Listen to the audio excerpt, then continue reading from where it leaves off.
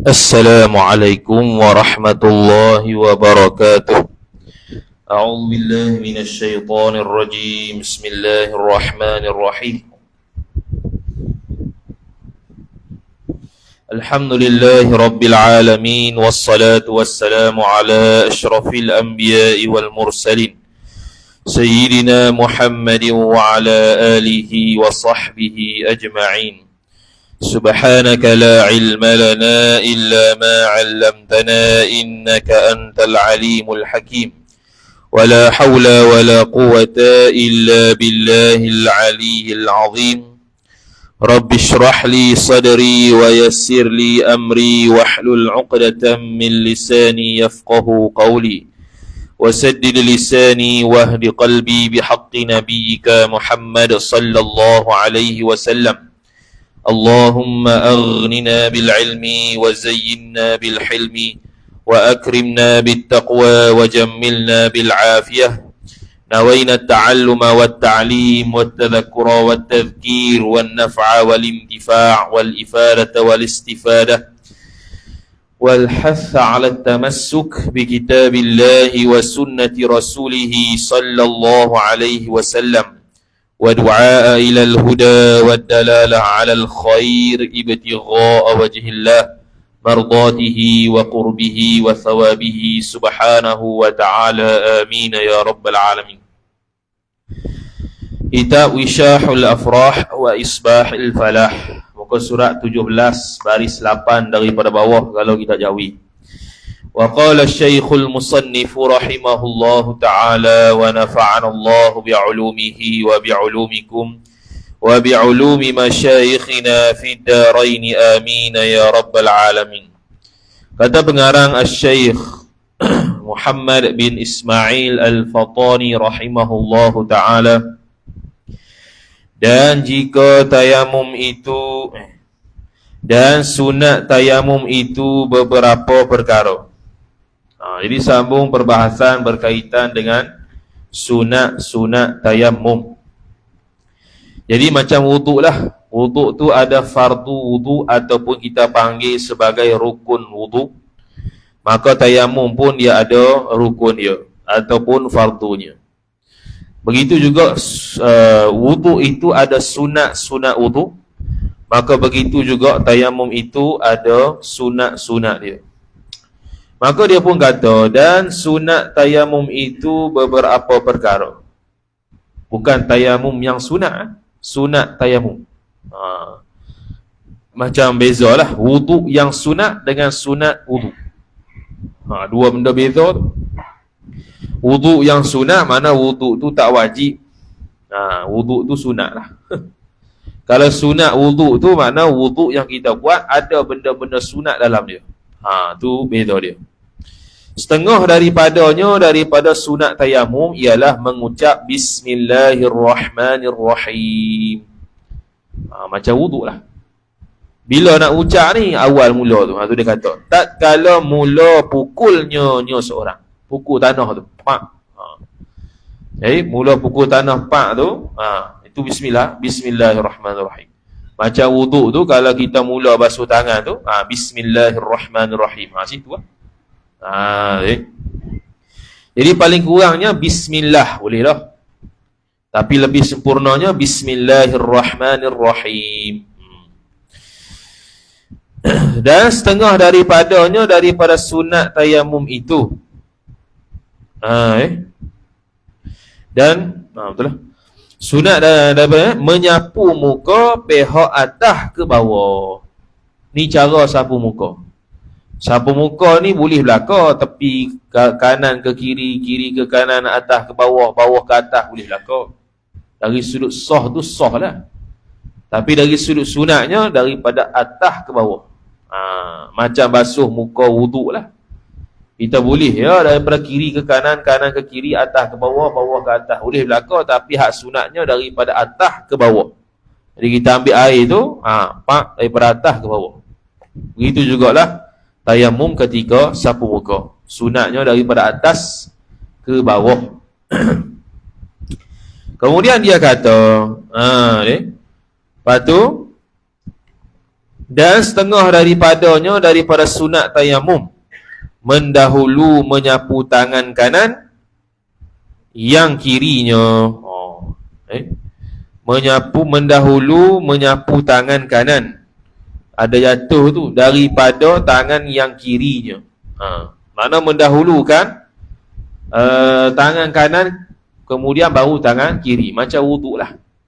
Jadi tayamum ni dia ganti kepada taharah, bersuci yang hadas kecil dengan hadas besar. Jadi cara dia lebih kurang sama je dari sudut sunat pun. Jadi sunat pun dari sudut kalau dia tu sapu tangan, maka mendahului tangan kanan berbanding tangan kiri. Itu hak sunat. Jadi tangan kanan kemudian tangan kiri. Kalau buat kiri kemudian kanan, boleh sah tapi makruh lah. Macam kita buat wuduk tu tangan kiri ke tangan kanan, makruh lah. Tapi sah. Dan mensedikitkan, ni antara sunat lain, dan mensedikitkan dan dijarangkan anak jari. Anak jari seorang. Mensedikitkan, yakni mensedikitkan debu tanah, menipiskan debu tanah. Bila kita tepuk debu tanah tu tebal lagi tu kat tangan. Ini sunat untuk nipiskan. Buatlah guna pun, biasa ginilah. Lepas tu baru sapu ke muka. Dan dijarangkan anak jari. Waktu kita nak nipis ke tu, jarangkan anak jari, jadi gini lah. Jadi kesan-kesan debu hak tebal tu akan jatuh. Dan menyelati akan anak jari seorang jika sudah sampai debu antara anak jari tadi. Anak jari tu jarilah. Jadi antara benda sunat lain menyelak-nyelak. Selak. Macam dalam wuduk juga. Macam dalam wuduk juga. Cuma perbahasan wuduknya, sunat selak ni kalau dia tu boleh sampai air, maka sunat selak lah. Mana kalau tak selak pun sampai dah air, lepas tu selak juga, tu sunat. Tapi kalau dia tu tak boleh sampai air, melainkan kena selak, wajib selak. Wajib kita kena selak jari. Kemudian kata musannif rahimahullahu ta'ala, betul. Dan jika tiada yakni tiada sampai debu tu, maka wajib ia selak. Macam wuduk lah. Jadi kalau contoh dia tu jari rapat, dia bukan jari bersedaging, jari rapat macam ni contoh. Dia boleh je buat gini, bukannya bersedaging. Kalau bersedaging, makna kalau memang dah cantum gini dah, tak payah nak pergi potong dah. Kalau memang jenis rapat, memang pesen rapat jenis macam ni jari dia, contoh lah. Maka tak boleh sampai debu tanah, melainkan kena selak, maka wajib selak. Macam wuduk juga. Air tu tak akan sampai sebab rapat jari dia tu, maka dia pun kena selak, wajib selak untuk sampai air. Kalau tak selak, maka tidak sah. Bila tidak sah, tak sah lah mayat. Kemudian kata musannif rahimahullah subhanahu wa ta'ala, betul? Betul. Dan wajib, dan menghadap kiblat. Menghadap kiblat ketika tayamum. Hak ni khilaf. Ada yang kata wajib, ada yang kata sunat. Ada yang kata wajib, ada yang kata sunat. Pandangan mu'tamad sunat lah. Sebab ada yang pandangan yang kata wajib tu dia suruh ijtihad kiblat dulu, tahu kiblat mana situ, baru dia tayamum. Tu atas pandangan wajib. Tapi pandangan mu'tamad tak wajib, sunat saja. Seperti mana wuduk lah. Wuduk pun sunat menghadap kiblat. Macam contoh surau kita tu ada paip belah sana satu, belah sini satu. Lebih afdalnya ambil belah sini lah, hadap kiblat. Dia tak ada kiblat, kurang pahala lah. Tu ya. Sama juga mandi wajib. Mandi wajib pun sama juga. Sunat hadap kiblat. Mana contoh kalau paip mandi kita belah sana, kiblat belah sini, jadi kita hadap badan belah sana walaupun paip belakang kita. Mandi sambil membelakangi paip mandi. Sebab nak menghadap kiblat. Kalau kiblat kita sengit, paip kita lurus, maka sengitlah badan kita ke arah kiblat, macam semayang lah. Tak ada masalah kalau membelakangi paip tu. Jangan kata pula tak puas mandi. Bukan tak puas tak puas kat mana, bukan tak ada air. Kemudian kata musannif rahimahullahu ta'ala, Dan ghurrah dan tahjil.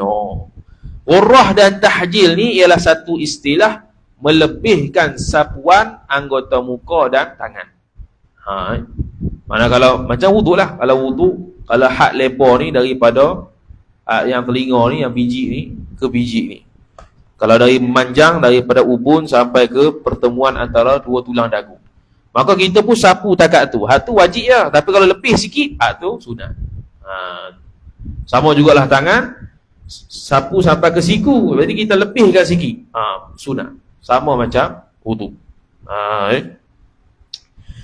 Dan beberapa perkara lagi hendaklah dituntut di dalam kitab yang panjang. Dia pun tak sebut dah. Kalau dah, satu kitab ni sunat tayamum saja. Dia sebut hak yang mudah nak buat lah. Kalau ada banyak lagi ada tak? Ada lagi, banyak lagi. Tapi sila tengok kepada kitab besar. Kitab panjang ni bukan panjang 1 kilometer tu. Panjang ni perbahasan yang panjang dalam kitab yang tebal. Tu. Sebab dia terjemah daripada kitab Arab, fil mutawwalat. Dalam kitab hak panjang-panjang. Apa yang panjang? Kitab tu mana ada panjang? Panjang perbahasan. Kitab tu tebal lah. Yang berjilid-jilid tu kitab Al-Basit, Al-Basit fi fiqh Syafi'i, Imam Ghazali, 13 jilid. Tu kitab Mutawwalat. Apa tu? Iaitu kitab yang perbahasannya panjang. Kitab ni pendek sangat ni. Bila perbahasan kitab yang panjang, bukan setakat dia meletakkan tambahan sunat, tapi berserta dengan dalil. Tu kaedah dia. Boleh tengok dalam Al-Majmu' Syarhul Muhadzab, kitab Al-Hawil Kabir Imam Al-Mawardi, kitab Bahrul Madhab oleh Al-Imam Ar-Ruyani. Kitab dia bukan sekadar hukum, tapi serta dalil. Bermula yang membatalkan tayamum itu 3 perkara. Batal tayamum pula 3 ya. Pertamanya, segala yang membatalkan wuduk dahulu itu. Kita dah bahas dah. Perkara-perkara yang membatalkan wuduk, maka tayamum pun gitu ya. Kita buat benda tersebut ketika kita sudah ada tayamum, maka batal tayamum. Kentut, kencing, begok, itulah. Pegang kemaluan, pegang ajnabi, batal tayamum. Batal tayamum maknanya tayamum tidak boleh digunakan lagi untuk sembahyang, maka wajib ambil lain untuk sembahyang. Maka manakala tayamum seseorang kemudian, yakni selepas bertayamum tu, maka berhadas ia seorang, batallah tayamumnya, tayamum seorang. Yang ada ia tayamum tu daripada hadas asghar, hadas kecil. Hadas kecil ni hak yang wuduk tu lah, ganti wuduk. Hadas kecil ni yang ketuk berak sebab batal wuduk tu. Kita pun nak berwuduk tak ada air, maka kita pun tayamum. Tu. Tayamum ganti daripada hadas asghar, hadas kecil. Jadi sekarang ni kita ambil tayamum. Okey, contoh ambil tayamum. Tayamum ni buat apa ni? Ganti wuduk. Okey, kita pun buatlah tepuk tangan, lepas tu sapu muka, sapu tangan. Lepas tu ketuk. Lepas tu ketuk. Lepas ketuk tu kena ambil balik sebab tayamum itu ganti daripada hadas kecil. Yang mana kalau kita ambil wuduk, kita ketuk batal, maka tayamum pun batal juga. Beza kalau tayamum tu ganti hadas besar. Hadas besar tu apa dia? Mandi. Seseorang berjunub, lepas tu mandi wajib. Lepas dia mandi wajib dengan air, lepas tu ketuk, batal tak mandi wajib tu? Tak batal. Begitu juga tayamum ganti mandi wajib. Dia kata tayamum dah, tepuk tangan, sapu muka, sapu 2 tangan. Lepas tu dia niat tu untuk ganti mandi wajib yang sepatutnya dimandi dengan air, tiba-tiba tak ada air, dia ganti dengan tayamum. Lepas tu kak, dia pun kentut. Kentut tu tak membatalkan tayamum yang ganti hadas besar. Tak batal. Yang batal hadas kecil lah. Hadas besar tidak batal. Tidak membatalkan tayamum yang ganti daripada mandi hadas besar, tak batal. Seperti mana kita mandi wajib, kita ketuk tak batal, begitu juga tayamum yang ganti daripada wajib, mandi wajib, kita ketuk tak batal jugalah. Kalau batal habis ya. Lepas tu dia kata, Dia kata, maka mana tadi? Dan tiada batal tayamumnya tayamum seorang daripada hadas akbar, hadas so. Kalau dia ketuk, dia kecil, dia begok, tu tidak membatalkan tayamum yang ganti daripada mandi wajib. Tapi dia membatalkan tayamum yang ganti yang ganti wudu. Sebab wudu, bila kita ada wudu, kita ketuk batal, maka tayamum yang ganti wudu pun batal. Habis, itu yang pertama. Dan kedua daripada tiga, mengetahui akan ada air. Kita dah sebut dah dulu. Dan jika sedikit air itu sekalipun, tapi ada air, maka batal tayamum kita. Lepas sembahyang zuhur, tiba-tiba kita nak sembahyang sunat, tiba-tiba ada air, batal tayamum kita. Kenapa batal? Kerana tayamum hanya ganti. Hanya ganti untuk sahkan ibadah. Lepas tu sembahyang fardu zuhur tu pula kena tengoklah tempat tu ghalib ada air ataupun tidak. Dalam beberapa tahun ni, tempat yang aku sembahyang ni banyak ada air ke atau banyak tak ada air? Kalau banyak ada air, wajib qada, wajib ulang semula dengan wudu. Kalau dalam beberapa tahun ni tempat yang kita sembahyang tu memang tak ada air, banyaknya tak ada air, maka hukum dia tak payah qada. Sah je lah. Tapi ni keadaan yang jarang berlaku lah. Ni musim hujan pula, takkan tak ada air pula. Kemudian kata musannif rahimahullahu ta'ala, hingga jika berkata seorang bagi perhimpunan orang ni, orang berhimpun lah. Orang ada tengah berhimpun, dia pun ada orang kata. Perhimpunan orang tayamum. Mana tadi? Dia kata, hingga jika berkata seorang bagi perhimpunan orang tayamum. Jadi seseorang berkata kepada puak-puak tayamum ni yang berada di satu tempat, dia kata gini, ku mengharuskan kamu air ini. Dia kata, mu bolehlah ambil air ni. Maka wajib ambil dengan air. Batal tayamum tu. Tu dia punya ghayah, dia punya suk dia, hujungnya. Sehingga kan kalau ada orang kata, aku ni ada air ni, mu nak guna bolehlah. Maka batal tayamum tadi. Ambil dengan air lah. Dah dia bagi dah. Begitu juga kalau kita berasa ada air dalam keadaan waham. Berasa macam ada air. Kita dah baca minggu lepas yang kes Fata Morgana. Jenis Fata Morgana pun sama jugalah. Fata Morgana kita tengok nampak macam ada air, kena cari air tu, kena pergi ke air tu dulu. Tengok tak ada, baru sah kena tayamum. Tak boleh dia tengok, waham tu, nampak waham ni tak yakin, dan bawah daripada syok lagi waham ni. Dia berasa ada air tapi tak pasti. Dia tengok tak ada. Waktu dia tak pasti ada air tu, padahal dia tengok air tu dalam keadaan tidak pasti, dia wajib pergi dulu. Jangan tayamum selalu dah. Jangan tayamum dulu, kena pergi dulu. Tak ada sungguh baru kena tayamum. Kemudian kata musannif rahimahullahu ta'ala, mana tadi? Padahal memadai seseorang jua, yakni memadai seorang jua yang cakap benda tu. Seorang yang cakap daripada himpunan, daripada segerombolan orang-orang yang nak tayamum ni, seorang yang kata, mu nak guna air ni, gunalah. Jadi maka batas tayamum dia kerana sudah ada air orang lah. Okey, batal lah tayamum sekalian orang perhimpunan tayamum tadi. Orang-orang yang pakat tayamum duduk satu tempat tu batal berlaku habis. Sebab ada orang, walaupun seorang, mengharuskan guna air dia untuk berwudu ataupun ganti mandi. Dan seumpamanya mengetahui air tu, waham akan ada air, Fata Morgana. Tu berasa macam ada air kat sana tu, tapi tak pasti. Maka batal juga tayamum dia kena pergi ke air tu. Tengok, kena tipu. Baru kena tayamum. Tapi kalau rasa, tu bohong kot, tayamum je lah. Tak boleh. Dia kena pergi dulu. Kena tengok dulu, kena pastikan betul ke tak hak tu bukan air. Kemudian kata musannif, maka setengah daripada waham itu. Waham ni lah, waham ni dia darjat keyakinan.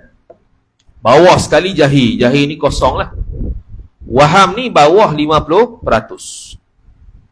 50% tu syok. Atas 50%, bawah 100% zon. Zon dia panggil sangkaan berat. Kalau waham sangkaan ringan. Dan 100% dia panggil yaqin ataupun ilmu. Dia pun kata setengah daripada waham itu melihat akan qafilah, melihat oleh seorang akan qafilah. Qafilah ni ialah zaman dulu kalau pergi musafir ramai-ramai. Tak macam sekarang lah. Sekarang boleh pergi sendiri. Walaupun pergi sendiri musafir ni makruh. Dia kena pergi ramai. Apatah lagi perempuan, lagi lah pembahasan panjang lebar lah. Musafir seorang diri ni lagi ada syarat banyak lah. Qafilah. Jadi dulu, zaman dulu, bila musafir pergi tempat jauh-jauh, ambil masa sebulan dua, maka dia akan pergi satu kumpulan. Jadi qafilah ni kumpulan lah. Jadi sekarang ni kumpulan dia habis air. Tengok ada orang lalu. Ada puak qafilah lain, grup lain yang lalu. Maka dia kena ada sangkaan ringan. Dia ada sangkaan ringan waktu tu, dia tu ada air. Dia kena pergi tanya. Dia kena pergi tanya tu ni. Lepas tu hari tu kita mengaji tayamum kata apa? Kalau dia ni tak ada air, dia kena pergi tanya kawan dia. Hak yang satu musafir dengan dia. Kena pergi tanya. Oi, ada air ke tak? Baru dia boleh pergi tayamum. Kena cari dulu. Ataupun awan yang tebal pada hampir tempat tayamum. Awan yang tebal ni memberi waham kata apa? Ada air sehari sebab hujan. Walaupun kita tak pasti hujan tu, boleh jadi mendung ya, tapi kita tak boleh tayamum lagi ketika tu. Ataupun bila dah tayamum ada berlaku sedemikian, maka boleh terjadi batal tayamum kita sebab ada kemungkinan ada air. Dengan sebab tebalnya awan. Sebab apa kalau tebal awan tu boleh kemungkinan ada air? Kerana boleh jadi hujan. Walaupun belum tentu hujan, kadang-kadang mendung ya. Atau alang-alang apa tak tahu ni. Tahu tak tahu ni alang-alang benda apa. Dan lain daripada alang-alang tu daripada barang yang diwaham. Apa-apalah yang mana kita ada berasa sangkaan ringan terhadap ada air, maka dia telah membatalkan tayamum. Kena pergi tempat. Kena pergi tempat tersebut. Gigi tak ada air, bohong saja. Sah lagi lah tayamum tu, boleh buat untuk semayang.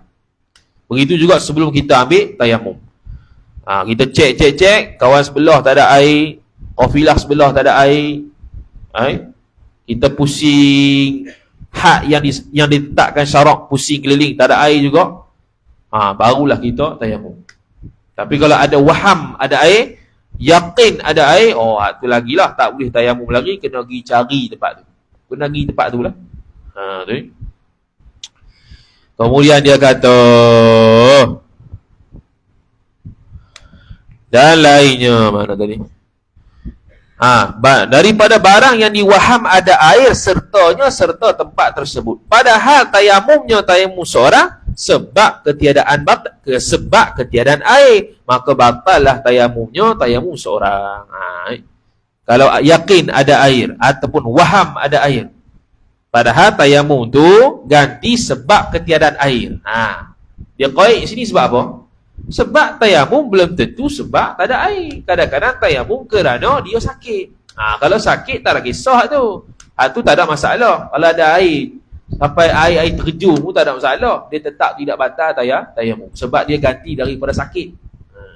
Bukan ganti daripada tak ada air. Yang kata batal kalau ada air ni ialah kalau dia tayamum ganti air untuk wudu atau untuk hadas besar. Tapi kalau ganti wudu dan juga hadas besar kerana sakit, maka hak tu tak batal dengan sebab ada air. Ledak jenuh lah. Orang sakit tayamum, dah ada air tu batal tak batal. Sebab apa? Sebab dia ganti tayamum dengan sebab sakit, bukan dengan sebab tak ada air. Habis. Jika ada ia Mana tadi? Okey, ni masalah lain. Jika ada ia seorang ataupun jika ada ia tayamum dahulu, yakni sebelum daripada masuknya seorang pada semayang. Okey, dia ambil tayamum. Bukan. Sekejap, baca dulu. Dengan bahawa ada ia daripada air ni. Jika ada ia air itu dahulu, yakni sebelum daripada masuknya seorang pada semayang. Okey. Sekarang ni dia dah tayamum. Dia nak semayang lah. Sebelum dia masuk semayang tu ada air. Tu. Ni masalah dia. Kita dah cari dah air, tak ada. Kita pun tayamum lah. On the way nak pergi semayang, baru nak angkat takbir, ada air. Lagu mana? Dia pun kata, macam mana kata ada air sebelum masuk semayang tu? Dengan bahawa ada ia air dahulu, yakni sebelum daripada Ra Akbar. Atau sertanya serta Ra Akbar. Apa Ra Akbar ni? Allahu Akbar. Mana sebelum kita habis perkataan Ra tu ada air. Sebab apa dia kata gitu? Sebab kalau tak habis perkataan Ra Akbar, tak semayang lagi dia panggil. Allah. Tak jadi. Semayang. Jadi sebelum sembahyang ada air, sekali dia sebutlah. Apa hukum dia tu? Sebelum sembahyang tu, apa maksud sebelum sembahyang? Sebelum kita sebut Ra pada Akbar. Ataupun kita sebut serta Ra Akbar. Bila kita Allahu Akbar, saja air. Masuk Ra air lalu. Ataupun sebelum Ra ada air. Tu maksud ada air sebelum masuk sembahyang. Maka jawab dia, maka jika diketahui akan ada air kemudian daripada masuk ia seorang pada sembahyang, dan adalah sembahyangnya seorang daripada barang yang tiada gugur fardu sembahyang dengan tayamum. Panjang kan? Kita ambil jawab dulu panjang sangat tu, dia punya bawah tu. Sekali lagi dia kata, mana ni? Dia kata, mana dia? Jika ada ia air dahulu, yakni sebelum daripada masuk seseorang pada sembahyang, dengan bahawa ada ia air itu dahulu, yakni sebelum daripada Ra Akbar atau sertanya serta Ra Akbar. Jadi sekarang ni dia tayamum, kemudian dia nak masuk sembahyang. Bila nak masuk sembahyang, tak dan sampai Ra pada Allahu Akbar, ada air. Ataupun ada air itu ketika dia sebut Ra Akbar tu, Allahu Akbar, dia ada air dah. Maka dia kata, kalau dia tahu, maka jika diketahui akan ada air kemudian, yakni selepas daripada masuk ia seorang pada sembahyang, ambil jawab dulu, batal sembahyangnya. Batal sembahyang tu maksudnya tak boleh teruskan sembahyang, kena ambil wudu. Kena ambil wudu lah. Jadi seseorang ni tayamum nak pergi sembahyang. Bila nak pergi sembahyang, tak dan nak takbir, keluar dah air. Lepas tu dia pun tahu ada air tersebut, maka batal sembahyang dia. Dia kena ambil wudu dan sembahyang semula. Okay. Lepas tu baru sambung dia punya atas tu. Mana tadi? Dan adalah sembahyangnya sembahyang seorang tu daripada barang yang tiada gugur fardu sembahyang dengan tayamum, seperti sembahyang pada tempat yang ghalib ada air padanya pada tempat tu. Yang kata batal ni ialah kalau dia berada pada tempat yang biasanya ada air. Contoh di Kebaran Munting ni, beberapa tahun ada air, sebulan yang tak ada air. Nak nisbah sebulan dengan beberapa tahun ada air tu, kira tempat ni banyak air lah. Kita pun nak semayang takbir, Allah, perang, air keluar. Batal semayang, kena ambil wudu, ambil air semayang semula, kemudian semayang balik. Ni kalau dia tahu ada air. Kalau tahu ada air selepas masuk semayang. Kalau dia buat lolok itu, padahal tahu, batal juga. Buat dia tahu tak?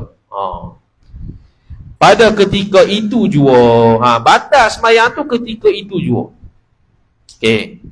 Ini kalau sembahyang dia itu wajib qada sebab dia berada pada tempat yang ghalibnya ada air, yang kebiasaannya banyak air. atau adalah sembahyangnya seorang daripada barang yang gugur fardunya fardu sembahyang dengan tayamum, seperti sembahyang ia seorang pada tempat yang ghalib, yakni kebiasaannya tiada air padanya pada tempat itu, ataupun bersamaan ada air dengan tak ada air, maka tiada batal sembahyang seorang. Jadi ada dua masalah. Okey, ulang sekali lagi. Masalah pertama, dia berada di satu tempat yang kebiasaannya ada air. Contoh Padang Kemuting lah. Tak ada isu tiba-tiba dalam beberapa tahun tu 5 tahun tak ada air. Tak ada itu. Beberapa tahun tak ada air. Ada air belaka. Cuma sebulan ni tak ada air. Macam hari tu contohnya 2 bulan ni tak ada air. Allah, sikit sangat ah. Tu pun ada dah air tu. Orang mari dengan lori ada air dah tu. Tak kira lah. Lepas tu dia cari air, pas sudah tak ada. Dia pun nak sembahyang. Dia pun tayamum. On the way nak sembahyang, Allahu tak dambar lagi ada air dah. Dan dia tahu air itu ada sebelum masuk sembahyang tadi. Maka dia perlu tengok. Kalau dia ni berada pada tempat yang kebiasaannya banyak air, maka tak boleh dia sembahyang dengan tayamum tersebut. Teruskan, batas sembahyang dia. Batas sembahyang dia kena ambil semula wuduk dan sembahyang semula. Tapi kalau tempat dia itu nisbah beberapa tahun, 3 tahun tak ada air. Oh, banyak tempat tu. Banyak tempat tu kira banyak tak ada air. Banyak kali tak ada air. Sekira-kira dicop tempat itu golek tak ada air. Kebiasaannya tak ada air. Maka dia boleh teruskan sembahyang. Dia boleh teruskan sembahyang dia. Sebab apa? Sebab kalau dia sembahyang dengan tayamum tersebut dan kalau ada air selepasnya sekalipun, tak perlu qada dah. Beza hak tadi. Hak tadi kalau dah sembahyang habis sekalipun, tiba-tiba ada air, kena wajib qada semula sebab dia berada pada tempat yang kebiasaannya banyak air. Tu saja yang membezakan perlu qada semula ataupun tidak. Qala, dia kata, sama ada fardu atau sunat. Sama ada sembahyang tu fardu atau sunat batal belaka kalau dia berada pada tempat yang kebiasaan ada air, dan tak batal kalau berada pada tempat yang kebiasaan tak ada air. Ataupun sama-sama tak ada. Air ada dengan air tak ada tu sama. Dia sama tak sama, banyak tak banyak ni, dia nisbah beberapa tahun. Tu disebut dalam kitab Hasyiah Al-Bijni Al-Iqna. Nisbah beberapa tahun. Beberapa tahun ni dengan sekarang hak tak ada air ni banyak, mana banyak lagi? Oh, banyaknya ada air lah. Maka tempat tu dia panggil tempat yang banyak ada air. Nisbah beberapa tahun dengan sekarang hak tak ada air ni, tempat ni banyak kali tak ada air ke banyak kali ada air? Banyak kali tak ada air. Maka tempat tu dicop tempat yang tidak ada air. Ataupun sama 3 tahun tak ada air, 3 tahun ada air contohnya. Mana dia bersamaan lah. Kejap ada, kejap tak ada. Nisbah beberapa tahun, maka tempat tu bersamaan. Orang ni pun tak perlu qada juga. Dan jika tayamum seorang kerana sakit, dan umpama sakit, contohnya kerana takut mudarat anggota, kerana sejuk, kemudian maka diketahuikan ada air, pada tu ada air. Dia tayamum tu sebab sakit. Pada tayamum, dia tahu ada air, maka tiada batal tayamumnya. Tayamum seorang. Tak batal lah. Kalau batal, apa faedahnya? Ada sakit ketika tu. Sakit, sejuk. Dia tahu dah ada air lepas tu. Dia tak guna juga. Sebab kalau guna air, mudarat pada dia. Jadi tak ada beza lah kalau kata batal kok. Dan ketiga daripada 3, murtad. Murtad ni keluar Islam. Murtad ni kalau tayamum, contoh dia tu tepuk tangan ke tanah, sapu muka, lepas tu murtad. Mana tahu pas sapu muka dia kata Allah Ta'ala tak ada, contohlah, dia pun murtad ketika tu. Maka batal tayamum dia. Kalau dia masuk Islam semula, dia kena start pada awal. Beza dengan wudu.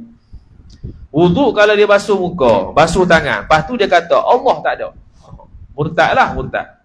Lepas tu masuk Islam semula, dia boleh sambung semula basuhan dia dengan syarat niat semula, niat baru. Dia sambung balik lah, sapu kepala, tak payah dah basuh muka. Sebab apa? Sebab wudu itu dia panggil taharatun qawiyah. Taharah yang kuat.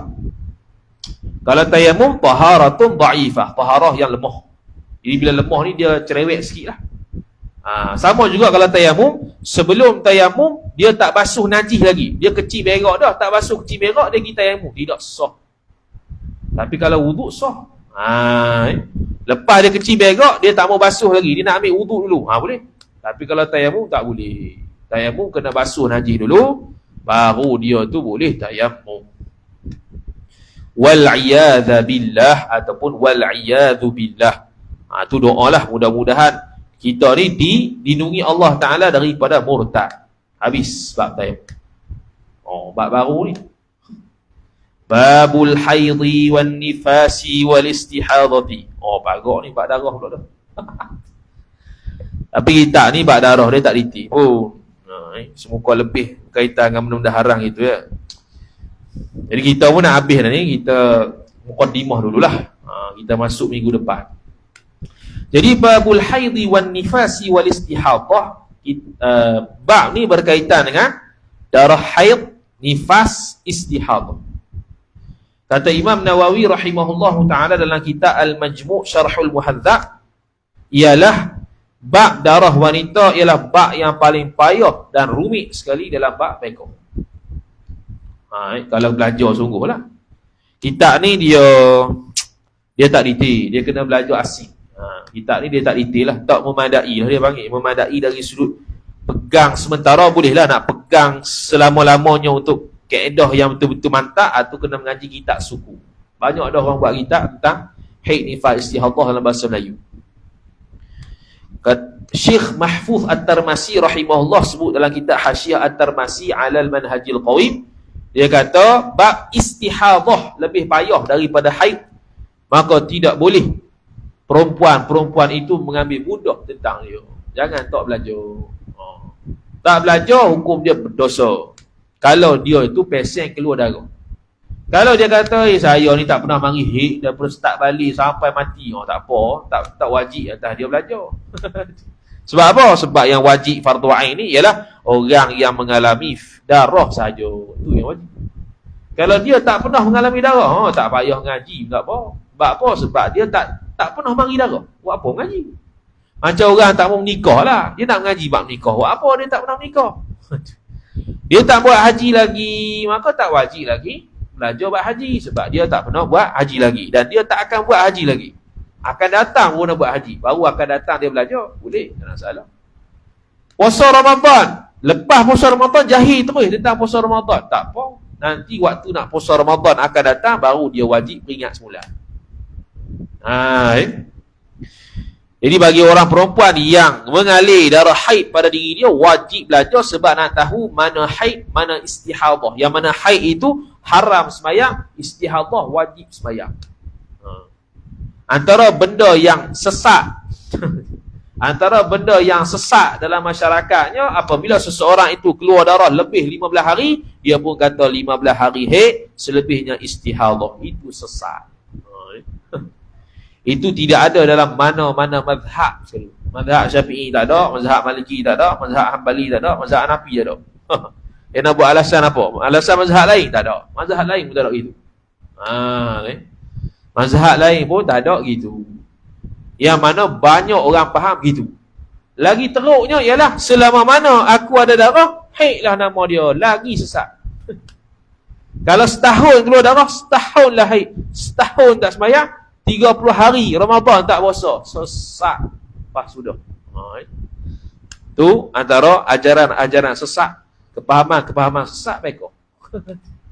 Bukan ajaran sesat akidah ya. Muhyiddin Qali tu kan. Ajaran sesat juga berlaku pada mereka. Yang mana pandangan itu tidak ada dalam mana-mana mazhab. Dia pegang hak tu selama tu. Perempuan yang lepas beranak nifas, dia berada dalam keadaan pantang, dia pun kata aku tak wajib sembahyang, padahal sudah tidak ada darah. Tak wajib sembahyang. Apa tak wajib sembahyang? Sebab dia dalam keadaan masih berpantang 40 hari 40 malam. Dia pun tak sembahyang walaupun tak ada darah. Sesat. Sesat lagi. Jadi perempuan yang mengalami darah wajib belajar, dan suami yang mempunyai isteri yang mengalir darah wajib juga belajar. Itu. Dalam kitab Hasyiah Ali Syubram Malisi ala Nihayatul Muhtaj, Kitab Hasyiah Abdul Hamid Asy-Syirwani ala Tuhfatul Muhtaj. Syekh Arsyad Al-Bajali dalam kitab Sabil Al-Muhtadin dia kata, suami wajib mengajar isteri bab darah kalau dia alim. Kalau tidak alim, maka wajib dia pergi belajar, lepas tu mengajar isteri pula. Ataupun dia tak mau belajar, dia pergi hantar anak isteri perempuan dia pergi mengajar, pergi belajar. Itu kewajipan suami. Orang lelaki lah. Jadi kalau tak mau kewajipan tersebut, tak payah bini. Tu ya.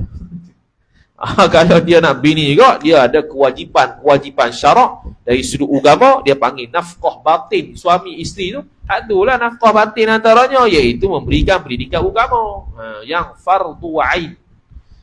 Tapi kalau isteri dia tu tak pernah mengalami istihad, tak pernah keluar darah haid, maka dia tak belajar pun tak apa. Dan suami dia tak mau belajar pun tak apa. Itu minggu depan insya-Allah taala. Wallahu taala a'lam. A'udzu billahi minasyaitonir rajim. Bismillahirrahmanirrahim. Alhamdulillahirabbil alamin wassalatu wassalamu ala asyrafil anbiya'i wal mursalin sayyidina Muhammadin wa ala alihi wa sahbihi ajma'in. Allahumma zidna ilma warzuqna fahma. Allahumma zidna ilma warzuqna fahma. Allahumma zidna ilma warzuqna fahma. Wa sallallahu ala sayyidina Muhammad wa ala alihi wa sahbihi wa baraka wa sallam. Walhamdulillahi rabbil alamin. Wassalamu alaikum warahmatullahi wabarakatuh.